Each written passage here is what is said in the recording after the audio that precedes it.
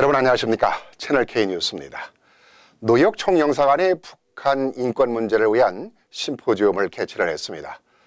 존재의 행정대학과 함께한 이번 심포지움은 북한 인권 문제 해결책을 모색하는 데 중점을 둔 행사였습니다. 특히 트럼프 행정부 출범 이후 북한 문제 전개 방향에 대한 지정학적 문제들에 대해서도 논의를 했습니다. 자세한 내용 지한샘 기자가 전해드립니다. 어제 오후 맨해튼 존재의 형사정의 대학에서 열린 북한 인권 문제 해결을 위한 국제 심포지움. 행사를 주최한 뉴욕 총영사관 김귀한 총영사와 존재의 대학 총장 등 대학 관계자, 미국 내 북한 문제 전문가들, 그리고 2명의 탈북자들이 함께 북한 인권의 실상을 증언했습니다. 각계의 권위자들이고 특히 그 탈북자 두 분 강철환 씨하고 그 오스틴 현 두 분이 다 탈북자면서 그 강한 북한 인권 문제에 또 변호를 하는 굉장히 그 강성으로 그 제기를 하는 그러한 리더분들이기 때문에 아주 생생한 그러한 현장감을 갖고 이게 행사가 진행되리라 생각합니다. 패널 토론에 나선 미국 북한인권위원회 데이빗 호크 자문관은 북한의 김정은이 국제형사재판소에 기소된다고 해도 직접 처벌까지는 오랜 시간이 필요하지만 인권 유린에 대한 책임을 묻기 위한 노력은 계속해야 된다고 주장했습니다. 또 바오그룹 자문관으로 활동하는 수미테리 씨는 트럼프 행정부와 한국 정부의 대북 공조의 중요성을 강조했고, 앤드류 네이선 컬럼비아대 교수는 미중 관계의 불안이 한반도에 미치는 영향에 대해 설명했습니다. 수용소의 노래 저자로 잘 알려진 탈북자 강철환 씨는 중국이 북한 난미를 인정하면 의미 있는 변화가 일어난다며 국제사회가 함께 압박을 가해야 한다고 강조했습니다. 저는 앞으로 북한을 변화시키는 두 가지 저는 길이 있다고 생각하는데, 한 가지는 저희 단체가 하고 있는 북한의 정보 확산, 그 주민들에게 외부의 정보를 알려서 주민들의 힘으로 북한을 변화시키는 방법이 있습니다. 그리고 두 번째는 중국 정부가 이제는 탈북 난민들을 인정하게끔 국제사회가 압력을 가해야 된다고 생각을 하고 있습니다. 또 다른 탈북자 현부흥 씨는 북한 주민에 대한 정보 유입과 탈북자들에 대한 교육 기회 확대가 무엇보다 중요하다며 이들이 북한을 변화시키는 원동력이 될 수 있다고 강조했습니다. 행사가 열린 존재의 대학 제레미 트래비스 총장은 심포지움 리셉션을 열어 행사를 축하했습니다. 채널 K 뉴스 지한샘입니다. 뉴욕 한인회가 추진 중인 한인 이민사 전시관이 본격적으로 추진될 전망입니다. 적지 않은 예산이 소요될 사업인데요. 아무튼 한인회는 예산 마련을 위해 내년에 있을 한인의 날 행사를 통해 전시관 기금 모금을 하겠다는 계획입니다. 자세한 소식 김지수 기자입니다. 뉴욕 한인회가 그동안 준비해온 박물관 건립 공사를 내년 1월 3일부터 시작한다고 발표했습니다. 박물관의 이름은 뮤지엄 오브 코리안 아메리칸 헤리티지의 머리글자를 따서 만든 모카로 결정하고 맨해튼 뉴욕 한인회관의 6층에 만들어집니다. 인사 박물관 건립 문제는 단 어떤 한 개인의 문제가 아니라 범동포 차원에서 우리가 살아온 114년 우리의 이야기를 정리하고 보존해서 우리 후손들에게 넘겨주는 역사적인 과제입니다. 박물관 건립에 필요한 예산은 총 100만 달러. 이 중 절반은 뉴욕 한인회가 마련하고 나머지 절반은 재외동포재단 등 한국 정부의 매칭 펀드로 충당할 계획입니다. 뉴욕 한인회는 지난 10월 한국을 방문해 정부 기관으로부터 긍정적인 약속을 받아놓은 상태입니다. 박물관 건립에 필요한 기금을 마련하기 위해 내년 1월 23일 미주 한인의 날 행사를 박물관 기금 모금 행사로 꾸밀 계획입니다. 그 한인 역사, 한인 이민 역사 박물관은 저희한테 꼭 필요한 그런 업무라고 제가 생각을 합니다. 그래서 지난번 여러분께서 많이 도와주셨는데 한인회관을 살리기 위해서 이번에 그 좀 더 어려우시더라도 우리 앞으로의 후손을 위해서 좀 저희를 많이 도와주셨으면 합니다. 그리고 또 뉴욕 한인 이민사 박물관은 이민관과 전쟁관, 독립관, 홍보관 등으로 꾸며져 한인 이민의 역사를 기록해 2세 교육의 장 및 한인사회 홍보 공간으로 사용할 계획입니다. 채널 K 뉴스 김지수입니다. 오바마 대통령이 서류 미비 청소년 추방유예 사명권을 추진해 왔습니다마는 백악관의 정책 담당자는 대통령 사면권 행사는 올바른 해결책이 될 수 없다면서 거부하고 나섰습니다. 미국의 이민정책, 코에 걸면 코걸이, 귀에 걸면 귀걸이식입니다. 어떤 내용인지 권미숙 아나운서가 전해드립니다. 워싱턴 타임즈의 최근 보도에 따르면 백악관 세실리아 미노즈 국내 정책 담당 국장은 한 팟캐스트에서 대통령의 사면 권한은 형사 범죄 사안에 국한되는 것이고 이민법 위반이나 민사 사안은 사면권 행사 대상이 아니다라고 밝힌 것으로 알려졌습니다. 백악관이 사면권 행사가 불가하다는 분명한 입장을 밝힌 것입니다. 미노즈 국장은 대통령의 사면권 행사는 추방류의 청소년 문제에 대한 올바른 해결책이 될 수 없다며 이민법 위반자는 사면 대상이 될 수도 없지만 설령 사면권을 행사한다 하더라도 그들의 법적 체류 신분을 보장할 수도 없는 것이라고 밝힌 것으로 신문은 전했습니다. 트럼프가 오바마 대통령의 이민개혁 행정명령 폐기를 공약으로 내세우면서 민주당의 이민개혁파 의원들과 이민단체들은 오바마 대통령에게 75만 추방류의 청소년들을 보호할 수 있는 사면권 행사를 요구해왔습니다. 이민개혁파 루이스 규티에레즈 하원 의원은 우리가 오바마 대통령에게 요청하고 있는 것은 삶과 죽음의 문제라면서 추방유예를 받은 서류미비 청소년들을 사면해달라는 것이라고 사면 요구를 거듭 요청했습니다. 미국 일부 역사 교과서에 동해를 일본해로 표기한 사실이 오래전부터 있어 왔습니다. 이를 방치해온 지 또 오래됐는데요. 한국의 역사를 바로잡기 운동을 벌이고 있는 반크가 교과서 콘텐츠를 제공하는 팩트 온 파일에 일본의 표기는 오류된 것이라면서 시정을 요청을 했습니다. 콘텐츠사는 시정을 하겠다는 입장을 밝혔습니다. 사이버 외교사절단 방크는 5일 현재 이 사이트를 방문해 한국 지도를 검색하면 울릉도는 한국 영토와 같은 색으로 통일했고 바다 이름도 동해 일본해를 병기했다고 밝혔습니다. 반크 회원 윤채영 학생은 교육 포털 사이트 팩트온 파일이 울릉도를 일본 땅으로 왜곡한 지도에 대해 항의하고 시정 요청을 했습니다. 서한을 받은 팩트온 파일 측은 우리 회사 사이트에 한국 지도와 관련한 오류를 지적해줘서 감사하다며 곧 시정하겠다고 답장을 보냈습니다. 이 사이트는 그러나 일본 지도에는 동해를 여전히 일본해로 단독 표기하고 있습니다. 박기태 반크 단장은 일본 지도 부문도 동해 일본해를 병기할 수 있도록 지속해서 시정 노력을 펼칠 것이라며 이번 성과는 동해 표기에 결정적 역할을 하게 될 내년 4월 24일 모나코에서 열릴 국제 수로기구 총회에 영향을 미칠 수 있을 것으로 보인다고 의미를 부여했습니다. 학생들에게 제공하는 급식이 위생적으로 문제가 지적이 된 적이 있습니다. 뉴욕시는 이를 방치해오다가 학생들에게 제공되는 학생 카페테리아도 위생을 강화시키겠다는 위생 등급제를 실시한다고 합니다.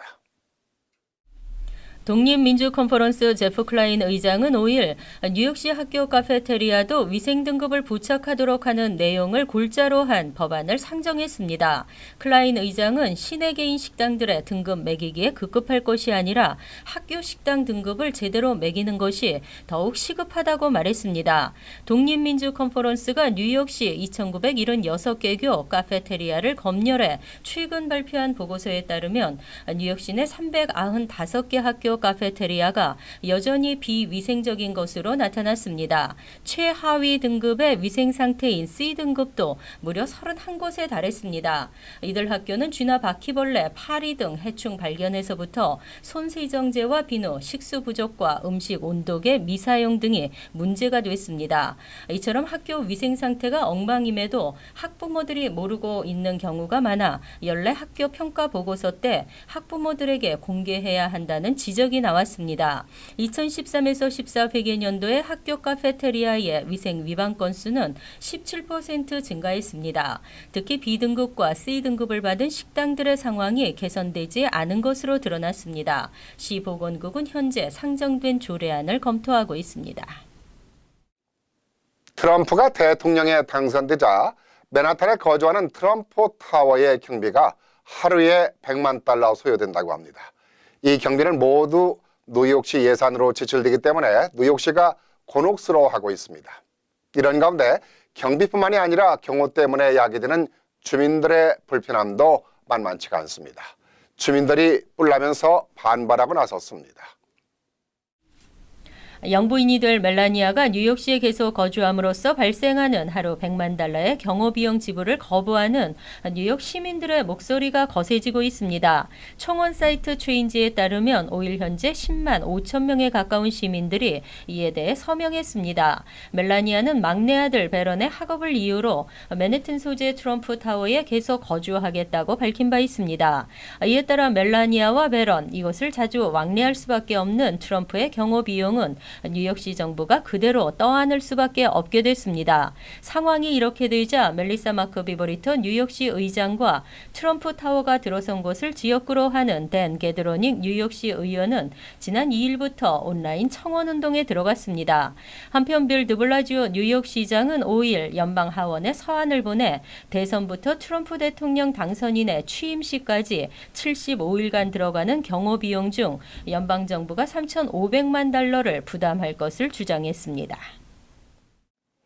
미 정부가 예산 적자로 어려움을 겪다 보니 세금 보고에 대해서 강화할 방침입니다. 특히 근로소득세 공제 서류 심사를 꼼꼼히 들여다볼 전망인데요. 세금 보고 시 주의해야 할 것 같습니다. 몇 푼 더 공제하려다가 폭탄 벌금을 맞을 수도 있으니까요. 연방국세청은 올해 납세자들의 세금 보고 서류를 한층 더 꼼꼼히 살피기로 했다고 최근 발표했습니다. 이는 최근 갈수록 첨단 지능화되고 있는 신분 도용과 환급 사기 등을 막기 위해서입니다. 특히 IRS는 근로소득세 공제나 추가자녀 세금 공제를 신청한 납세자들의 세금 보고 서류 내용에 대한 진위 여부를 가리기 위해 첨단 사기 방지 소프트웨어를 이용하기로 했습니다. 이에 따라 근로소득세 공제나 추가자녀 세금 공제를 신청할 경우 환급 시기가 2월 15일 이후로 늦어지게 됩니다. 납세자의 50% 정도가 자녀 수를 부풀리거나 소득을 축소하는 등의 부정행위를 저지르고 있는 것으로 국세청은 보고 있습니다. 국세청은 이 같은 사기성 클레임 때문에 매년 200억 달러 이상의 천문학적 액수가 잘못 지급되고 있는 것으로 보고 있습니다. 이 같은 서류 심사 강화로 정직하게 세금 보고를 해온 납세자들도 세금 환급이 예전보다 몇 주 더 늦어질 것으로 전망됩니다. 존 커스킨앤 IRS 커미셔너는 세금 환급을 일찍 받아온 납세자들은 새로운 환경에 적응해야 할 것이라고 밝혔습니다. 한편 매년 근로소득세 공제나 추가자녀 세금 공제를 신청하는 납세자는 약 3천만 명에 달하는 것으로 파악됐습니다. 그동안 뉴욕시에서는 존엄사에 대한 찬반이 팽팽했는데요. 이 법안이 올해에도 상하원 본회의에 상정되지 못해서 폐기될 전망입니다. 존엄사 법안이 지난해에 이어 올해에도 몇 차례 개정 과정을 거쳐 보건위원회에 재상정됐으나 역시 본회의 진출이 무산됐습니다. 이 법안은 불치병 환자에게 의사가 죽음에 이를 수 있는 약물을 처방하고 환자 스스로 약물을 투여하는 행위를 허용하는 것입니다. 현재 존엄사를 허용하는 주는 캘리포니아와 오리건 등 5개 주이지만 뉴욕주는 존엄사에 대한 사회적 동의가 이루어지지 않고 있습니다. 뉴욕주에서는 안락사를 금지하고 있습니다. 그러나 환자의 생명을 연장시키는 연명 의료 행위를 중단하는 것은 허용됩니다. 하지만 환자 스스로가 약물을 투여하는, 즉 의료 행위 중단보다 적극적인 방법으로 스스로 생명을 끊는 행위에 대해선 아직 반대 여론이 적지 않습니다. 법을 악용해 남용될 수 있다는 우려와 종교계의 윤리적 반감이 큰 상황입니다. 데이비 프렛 박사는 4일 열린 법안 설명회에서 약물 처방권을 가진 의사가 환자의 인지 능력이 부족하다고 판단될 경우 정신과 의사에게 검진을 의뢰하도록 의무화하고 있고, 환자는 약물 요청을 본인과 관계없는 사람을 포함 2명이 입회한 자리에서 서면 요청서를 작성해야 한다고 설명했습니다. 법안은 내년 1월 재상정될 예정입니다. 한인노인들에게는 중요한 내용인 것 같습니다. 65세 이상 또는 장애인들에게 제공되는 연방정부 의료보험 메디케어 등록 기간이 내일까지 마감이 됩니다. 아직까지 등록하지 않으신 분들은 서두르셔야겠습니다.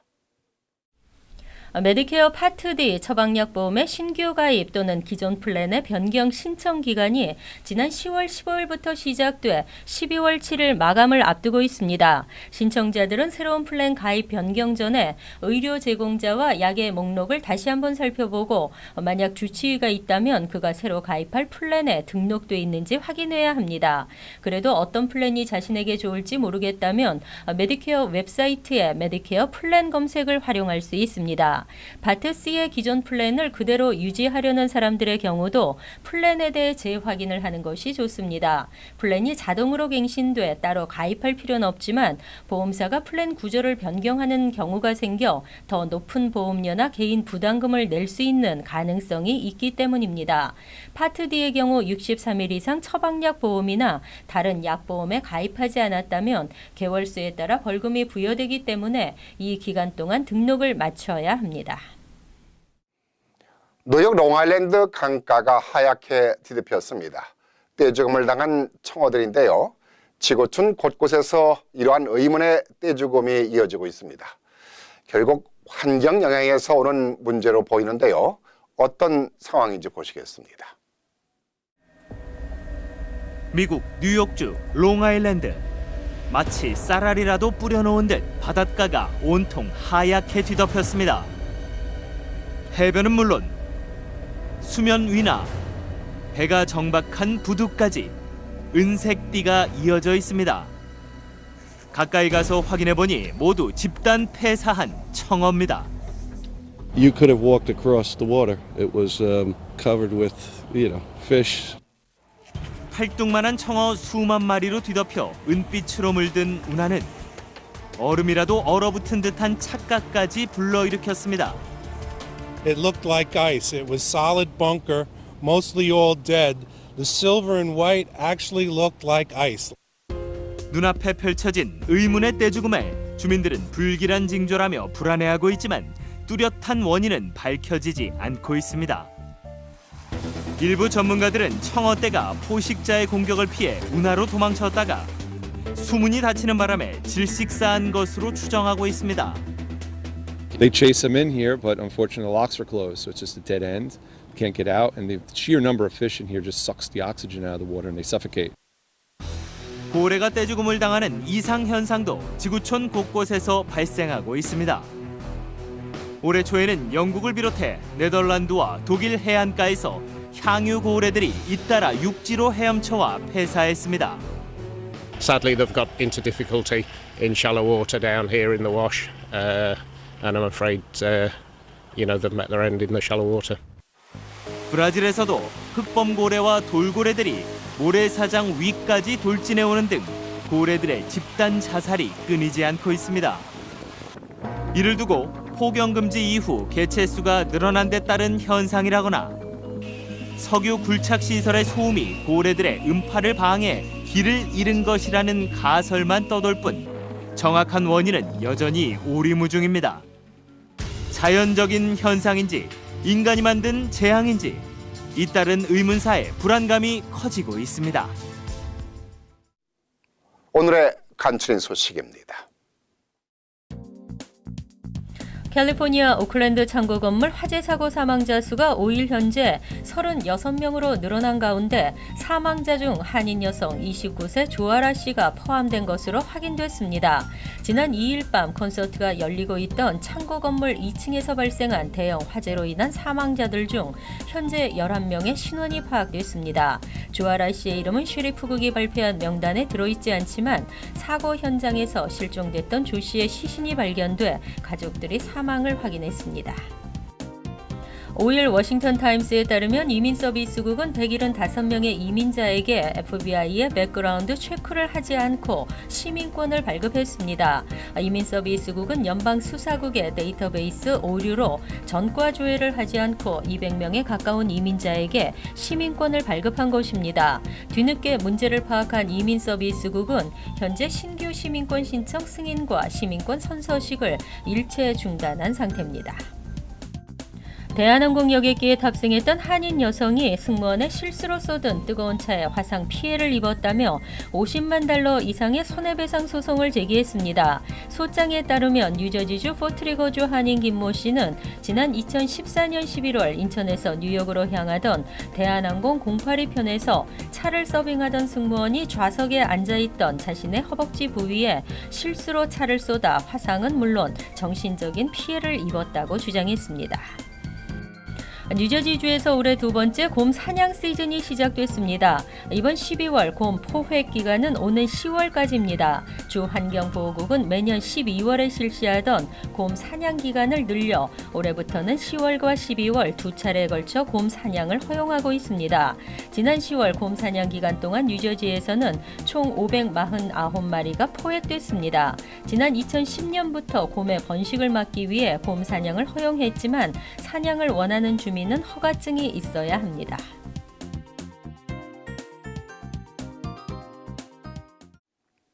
환율과 증권 소식 전해드립니다.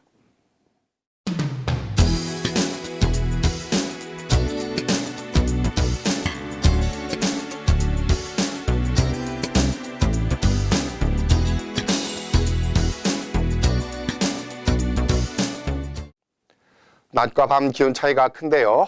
이번 주 날씨가 어떤지 알아보겠습니다. 수요일은 대체로 흐린 가운데 간간히 햇볕을 볼 수 있겠습니다. 낮 최고 기온은 50도, 섭씨 8도, 밤 최저 기온은 39도, 섭씨 2도로 예상됩니다.